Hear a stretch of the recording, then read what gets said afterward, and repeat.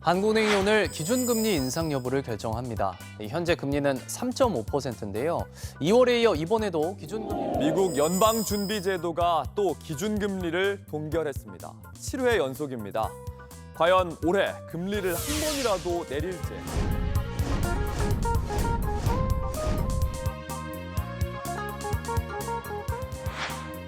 도대체 금리가 나랑 어떤 상관이 있고 무슨 상관이 있습니까? 여러분이 경제 활동하면서 네. 여러분에게 가장 크게 영향을 미치는 제1요소 모든 경제 활동을 금리로 설명할 수가 있습니다. 그만큼 중요하잖아요. 제일 중요해요. 너무너무 중요해요. 경제 얘기하면 금리고 뭐든지 금리다. 언제 내릴 내려갑니까? 거냐고. 형님이 내려야 우리도 내릴 여지가 있지요. 이렇게 해서 사실은 전 세계가 미국의 기준금리가 언제 내려가는가를 뭘 봐야 되냐? 실험률을 보십시오. 그게 나랑 무슨 상관인데?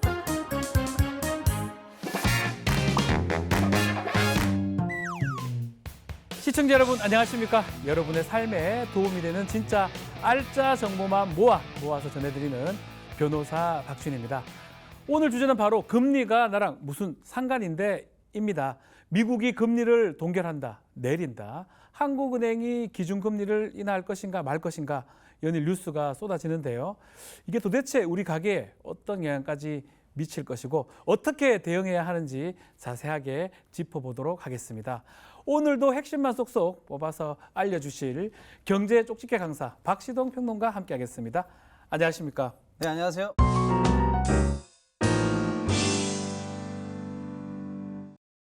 자, 오늘 또 치열하게 나눌 이야기가 금리 이야기입니다. 네. 주제 선택 어떻습니까? 한동안 네. 경기가 좋지 않아가지고 낮은 금리로 오랜 시간 보내셨었어요. 그런데 이제 금리가 낮다 보면 시중에 돈이 많이 풀리게 되거든요. 네. 그러다 보면 자연스럽게 물가가 오르는 물가가 이른바 오르고. 인플레가 생기거든요. 그러다 보니까 인플레를 잡기 위해서 우리나라뿐만 아니라 각국의 특히 이제 미국의 중앙은행까지 전부 다 금리를 급격하게 올리면서 역대급 지금 고금리 구간에 아하. 있습니다. 그러다 아하. 보니까 많은 분들께서 이자 부담, 뭐 채무 상환 부담 때문에 힘들어하고 계시죠. 그래서 시장의 초미의 관심입니다. 언제까지 고금리 버틸 것인가, 언제 내려갈 것인가. 예, 그래서 사실은 중요한 지금 상황이 와 있다. 맞습니다. 단순한 빌린 만큼 내야 하는 이자가 아닙니다. 지금 말씀처럼 가계 부채, 부동산, 물가까지 이 영향을 미치는 금리. 현재 상황 먼저 좀 짚어봐야 되는데요. 강현준 기자가 나와 계십니다. 좀 나와주시죠. 쉽게 잡히지 않는 인플레이션 속에서 우리나라뿐 아니라 세계 각국에선 고금리 정책이 지속되고 있는데요. 금리가 오르면 경기 하락으로 이어지기 때문에 지금 전 세계는 금리 인하에 대한 움직임이 지속되고 있습니다.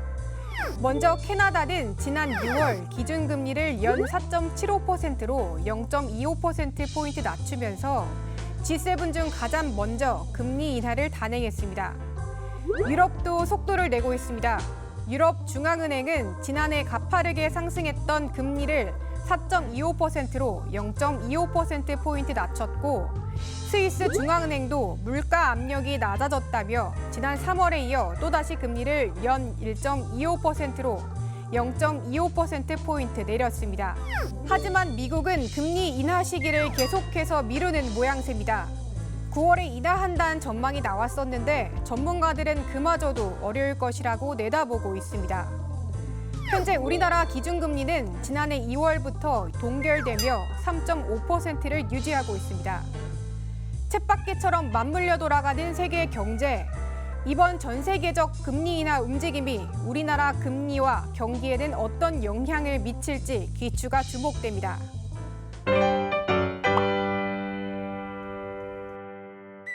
금리가 뭐길래 전 세계에 이렇게 들썩들썩한지 금리라는 단어 정말 많이 쓰고 있습니다. 그렇지만 금리가 뭔데라고 질문했을 때 정확하게 답변한 사람들이 또 생각보다 별로 없는 것 같습니다. 네. 정의를 한번 내려주시면 좋을 것 같아요. 가장 쉬운 정의는 네. 돈을 빌려주고, 돈을 빌려주고. 예, 누군가 빌려줬으면 또 갚아야 되겠죠. 네. 갚을 때 빌린 돈에 얹어줘야 하는 비율만큼의 이자, 이자. 그걸 금리라고 하는 건데요. 아, 변호사님 한번 생각해 보세요. 네. 이 세상에 돈이 없어요. 이제 제가 중앙은행이에요. 예, 박지훈이라는 은행에게 제가 돈을 처음 꿔줍니다. 네. 여기 10,000원이 있습니다라고 꿔주죠. 그러면 제가 나중에 돈을 돌려받을 때 네. 5%를 붙여서 저한테 갚으세요. 1,500원. 그렇습니다. 라고 하는 관계가 처음 성립이 돼서 돈이 이 세상에 풀립니다. 네. 이때 돈을 만드는 저는 중앙은행, 네. 박지훈 은행은 시중은행이 시중은행. 되겠습니다. 네. 그러면서 제가 5%를 달라고 했죠. 금리라고 하는데 이걸 기준금리라고 합니다. 기준금리. 네. 자, 그런데 박지훈 은행이 한번 생각해 보세요. 저한테 처음으로 돈을 10,000원을 받았는데 네. 1,500원을 갚으려다 보면 500원이 있을까요? 없죠. 없죠. 이 만들어내야죠. 세상에 처음 저한테 받은 돈이 예. 10,000원뿐이거든요. 네.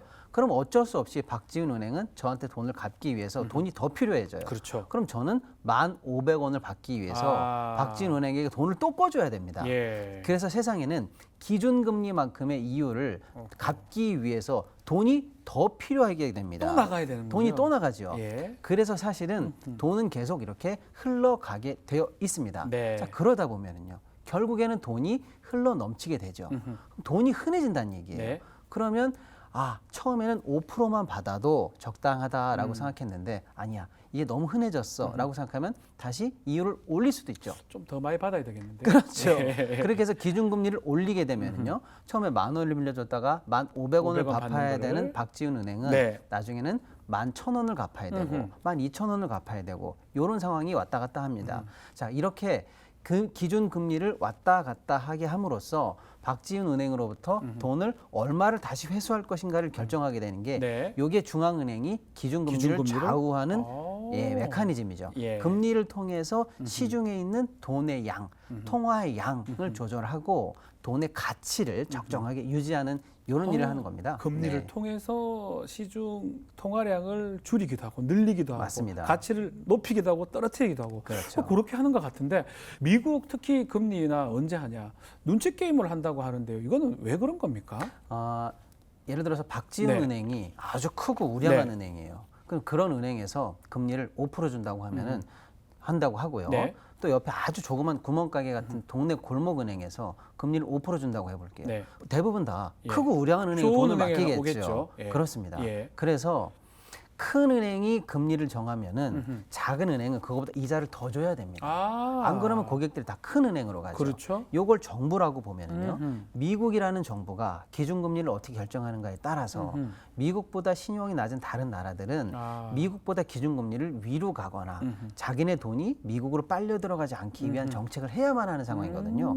그런데 지금 미국이 0.25에서 출발해 가지고요. 맞습니다. 5.5까지 많이 쉬지 않고 계속 금리를 올려서 네. 역대급 최고 금리 구간을 현재 구가하고 있는 중입니다. 이러다 보니까 미국 같은 우량한 은행이 5%를 준다고 하면 아까 말씀드린 것처럼 각국 은행은 그 이상의 금리를 만들거나 정책을 네. 만들어야 되기 때문에 굉장한 부담이 되죠. 우리는 그 돈이 없는데 네. 아니면 얼마나 많은 정책을 해야 우리 돈이 안 빠져나갈까를 줍니다. 골머리 알겠어요. 그렇죠. 그래서 도대체 미국 형님한테 아하. 얘기하는 거죠. 언제 언제 금리 내릴 내려갑니까? 거냐고. 형님이 내려야 우리도 내릴 여지가 있죠. 이렇게 해서 사실은 전 세계가 미국의 기준금리가 언제 내려가는가를 계속 지금 초미의 관심으로 그래서 지켜보고 뭐 있는 중입니다. 연방준비 그렇죠. 이사회 그걸 쳐다보는 것 같은데 여기서 잠깐. 미국의 기준금리는 왜 중요할까요? 미국은 세계 경제의 중심입니다. 즉, 미국이 전 세계 금융시장을 움직인다고 해도 과언이 아니죠. 미국의 금리 변동은 환율, 투자, 인플레이션, 주식시장 등 다양한 경제 지표에 영향을 미치기 때문인데요. 미국의 금리는 미국 정부의 금융정책 최고 의사결정 기관인 미국 연방준비제도 이사회에서 결정하는데 지난해 7월부터 지금까지 5.5%를 유지하고 있습니다. 하지만 9월부터 미국의 기준금리 인하가 이루어질 것이라는 관측이 힘을 얻으면서 고금리 시대가 끝날 것인지 전 세계의 눈과 귀가 미국 연준을 주목하고 있습니다. 만약에 미국이 계속해서 이 고금리를 유지하게 되면 어떻게 되는 겁니까? 일단 미국이 그럼 왜 이렇게 고금리를 구사하고 있는가, 아하. 구가하고 있는가를 예. 보셔야 되는데 미국 자체도요. 코로나 때 돈이 너무 많이 풀렸어요. 많이 가서. 그래서 소위 말하는 양적 완화죠. 그래서 미국도 인플레가 굉장히 심합니다. 지금 미국 연준 입장에서도 네. 고금리를 통해서 시중의 통화량을 흡수하지 않으면 이제는 인플레 잡을 수가 없다. 아하, 물가 상승 고물가. 잡을 수가 없다라고 예. 해서 미국은 미국대로 머리가 아픈 지경입니다. 근데 다른 나라는요. 미국의 물가가 언제 잡히는지에 따라서 자기네들이 기준금리를 결정해야 되기 때문에 지금 미국 지표에 전 세계가 매달려 있는 미국만 상황입니다. 찾아보고 있네요. 자, 자, 그래서 예. 미국만 쳐다보고 지낸 세월이 지금 1년 반, 2년이 다 돼가고 있습니다. 오래됐어요. 너무 오래됐어요. 예. 그러다 보니까 어거지로 미국이 내릴 때까지만 기다리고 있던 각국 은행들은 한계에 봉착합니다. 네. 그래서 선진국 중 일부가 에헤. 먼저 내리기 시작했습니다. 유럽, 캐나다가 좀 금리 인하를 하는 것 같습니다. 맞습니다. 그 말씀 같은데 우리나라 금리 변동은 앞으로 어떻게 되는 겁니까? 그러면? 그렇습니다. 그래서 이제 우리나라도 네. 같은 상황이거든요. 그래서 아하. 미국의 금리 인하가 언제 될 것인가를 눈치 보면서 우리도 상당한 고금리에서 현재 홀딩되어 있는 상황이거든요. 한국은행은 미국 금리 인하 상황을 지켜보면서 내리겠다라는 게 일단 원칙적인 입장인데 네. 우리도 그러면 고금리 때문에 신음하고 있지 않을까라고 국내 경제를 보니 금리 때문에 신음하는 예를 들어 주택담보대출 네. 차주들 아하. 또 부동산 PF 몰려 있던 많은 그런 분들은 고금리가 건설사들. 힘들잖아요. 너무 힘들죠. 많이. 그러니까 압박이 들어가는 겁니다. 한국은행은 미국 때문에 아직 내리지도 못하고 못하고. 국내적으로는 내려달라는 요구도 있고, 있고. 그러다 보니까 샌드위치에 껴가지고 아하. 현재 옴짝달싹 못하는 상황인데 아. 이 상황도 굉장히 오래됐거든요. 네. 그런데 이 상황을 이제 드디어 참다 정치권이 나서기 시작했어요. 어떻게 되는 겁니까 그러면? 대통령 정책실장이 예. 한국은행 보고 멘트를 날립니다. 아. 모든 금리 인하 조건이 완비된 것 같다. 음흠. 상당한 내려라? 압박이죠. 내려라? 안 내릴 이유가 없지 않느냐 예. 이런 얘기고요. 자, 그러다 보니까 현재 시장에서는 이런 전망입니다. 한국은행도 현재 고금리 경제를 버티기에 한계가 왔다. 그러면 결국에는 2024년 연내까지 1회 인하 가능성. 한 번은 내릴 수 있다. 예. 올해 그리고 안으로. 그 한 번의 타이밍은 네. 9월이 약 40%로 예측이 되고 있습니다. 네. 그러니까 시장에서는 미국은 9월에 1회 금리 인하를 단행할 것이다. 그러면 0.25거든요. 네. 이 정도로 예측을 한다는 거예요. 그런 전망이 점점 힘을 얻어가고 있습니다. 아, 자, 근데 지금 말씀처럼 뭐 예측 이렇게 얘기하는데 전문가들도 금리 내려야 한다. 아직 내리면 안 된다. 네. 의견이 지금 많이 엇갈리는 것 같아요. 당연하죠. 예측하기도 어렵고. 맞습니다. 금리를 일단 내려야 된다는 예, 내려야 거는요. 된다는 분들. 지금 고금리가 너무 힘이 들다는 거예요. 그 고금리에 대출 받은 사람 너무 힘들다. 차주들이 너무 한계 아. 차주들이라고 하거든요. 예. 금리 상황을 더 이상 버틸 수 없는 분들, 한계 차주들이 너무 힘들다는 거 하나고요. 또 하나는 부동산 관련해서 너무 경기 침체가 예. 오래됐고 잘못하면 이 현재 예를 들면 부동산 PF가 이 금리 상황이 지금 12%가 넘어가고 있거든요. 네. 브릿지론이라든지 이런 예. 데에서요. 그러니까 12%를 어떻게 감당하겠느냐. 붕괴될 수도 있겠네요. 그래서 시장이 잘못되면. 붕괴될 수도 있다는 네. 게 내려야 한다라는 쪽의 주장이고요. 그럼 원래 유지해야 된다. 지금 쉽게 내릴 수 없다는. 없다라는 주장의 첫 번째 하나는 물가. 고물가. 예. 예, 아직 물가가 잡히지 않았는데 금리를 뭐 선뜻 잘못 내리게 되면 네. 물가를 다시 자극해서 전 국민에게 오히려 고물가로 인한 충격을 더 주게 된다. 아하. 그래서 물가가 완전하게 잡혔다고 신호가 올 때까지는 무리다라는 네. 게 첫 번째. 자, 두 번째는요. 금리를 내리게 되면 어쨌거나 통화량이 많아진다는 많아지죠. 얘기거든요. 네. 그러면요. 달러와 원화를 바꾸는 환율을 자극할 수가 있습니다. 환율도 안 좋아질 수 있다. 그래서 지금 사실은 아하. 1,400원을 넘느냐 안 넘느냐 하고 있는 환율이 지금 우리 금리가 선제적으로 내릴 것을 예측한 시장이 먼저 움직인 거예요. 네. 물가와 환율은 국가 전체를 움직이는 그렇죠. 충격적인 변수거든요. 네. 자, 세 번째 자, 부채입니다. 부채가 지금 많다. 자영업자 부채가 1,000조가 넘고요. 예. 가계 부채도 뭐 GDP 대비해서 100%가 넘는 등 우리나라 부채 상황이 심각한데 네. 금리를 내림으로써 사실은 부채를 더 늘릴 수 있는 쉽게 돈을 빌릴 수 있는 환경을 조성해주면 네. 결국에는 부채가 감당되지 않는 안 될 수준으로 것이다. 간다. 한계 차주분들에게는 죄송스럽지만 어느 정도 부채가 줄어들 때까지는 고통을 감내해야 된다. 이런 논리입니다. 자, 지금 좀 전에 말씀했는데 정부하고 여당이 이제 금리 인하 쪽에 포인트를 두고 있다 말씀 네. 주셨습니다. 근데 솔직히 왜 그렇게 포인트를 두는 겁니까? 실제로 현재 우리 경제에서 상당히 많은 포션을 차지하는 게 바로 내수입니다. 내수. 내수가 회복될 기미가 너무 보이질 않아요. 아하. 결국에는 경기 회복을 위해서 그렇습니다. 금리 인하 얘기하는 거군요. 소비가 돌아야 되는데 예. 고금리 상황에서 시장에서 가처분소득도 줄고 돈이 풀리지 않기 때문에 네. 내수 진작을 위해서 어쩔 수 없이 금리를 내려달라라는 게 정부 또 경제 지표를 관리하는 정부 입장인 것 같습니다. 그 말씀처럼 국민의힘이 민생경제회의하면서 한국은행 부총재 불러서 얘기했던 거 네. 이것도 금리 인하 압박으로 봐야 되는 겁니까? 그렇습니다. 아, 같이 맥락을 예, 같이 한다고 봐야 그렇습니다. 되겠네요. 자, 이 기준금리, 이 물가 상승률하고 비슷하게 간다. 물가가 오르면 금리도 오르고 또 물가가 잡혀야지만 금리가 떨어진다. 정확합니다. 이렇게 얘기해도 되는 겁니까? 정확합니다. 아, 물가랑 금리는 같이 가네요. 여기서 잠깐! 물가와 금리는 도대체 무슨 관계일까요? 간단히 정리하면 물가가 오르면 금리도 따라 오르고 물가가 내리면 금리도 내릴 수 있습니다. 하지만 반드시 똑같은 방향으로만 움직이는 건 아닌데요. 예를 들어 물가가 오르면 그만큼 돈이 필요하죠. 돈에 대한 수요가 오르니 금리가 오르고 금리가 오르니까 투자, 구매 수요가 떨어지면서 물가가 내리고 경기가 안정됩니다. 반대로 물가가 내려가면 금리도 내려가고 이는 경기 침체로 이어지기도 하죠. 그래서 중앙은행이 기준금리를 조정하면서 경제 균형을 맞추는 것이랍니다. 도대체 금리가 나랑 무슨 상관인데? 이제 이거 답을 좀 주셔야 됩니다. 나랑 어떤 상관이 있고 무슨 상관이 있습니까? 감히 말씀드리겠습니다. 네. 여러분이 경제 활동하면서 네. 여러분에게 가장 크게 영향을 미치는 제1요소 단 하나를 뽑으라고 하면 저는 금리를 뽑습니다. 한 개만 뽑으라면 금리입니까? 금리입니다. 예. 아유. 처음부터 끝까지 금리, 네. 모든 경제 활동을 금리로 설명할 수가 있습니다. 그만큼 중요하다는 거예요. 제일 중요합니다. 너무너무 중요해요. 너무 경제 얘기하면 금리고 뭐든지 금리다. 그렇습니다. 하나를 꼽으라면 금리고요. 여러분이 공부를 시작할 때 네. 금리부터 시작하셔야 됩니다. 자, 그럼 또 이렇게 또 질문을 한번 드려보겠습니다. 금리가 낮으면 어떤 일이 일어나고 반대로 금리가 높으면 네. 내 생활, 우리 생활에 어떤 일이 일어납니까? 금리는 계절 같은 겁니다. 아, 돈이 일단 풀리지 않습니까? 예. 그럼 많아지죠. 그러면 인플레가 생기죠. 그럼 금리를 올려야 됩니다. 올려야 됩니다. 그래서 물가를 물가가 잡아야 떨어지면? 되겠죠. 네. 그럼 다시 금리를 내려서 같이 내리고. 경기를 좀 살려야 됩니다. 이 순환은 마치 계절처럼 늘 돌고 돕니다. 자, 여러분 계절을 모르고 사업을 하면 어떻게 될까요? 망합니다. 여름에 겨울 거 팔고 겨울에 여름 거 그렇습니다. 팔면 안 좋죠? 여러분의 모든 경제 생활은 이 금리 사이클에 맞춰 주셔야 됩니다. 네. 고금리로 들어간다. 그때 연끌을 해서 집을 산다든지 하면은 금리 부담 때문에 안 되죠. 감당이 안 되고요. 자, 그다음에 고금리 구간으로 들어가는데 그럼 결국에는 시중에 많은 돈들이 결국에는 빨려 들어가기 때문에 네. 많은 분들이 어려워집니다. 아하. 소비가 줄어들어요. 네. 이때 창업을 하면 어떻겠습니까? 내가 만든 김밥집이 네. 왜 이렇게 장사가 안 되지 했을 김밥, 때 네. 많은 분들이 맛이 없나? 인테리어 때문인가? 이렇게 생각하시는데 사실은 금리의 경기 금리 때문입니다. 관계가 그러니까 내가 월급 받고 집 사고 심지어는 차 바꿀 때 필요한 자동차 담보 그때도 대출 금리가 필요하네요. 자동차 할부 리스료 네. 이것도 다 금리거든요. 그러니까 여러분의 모든 경제 생활을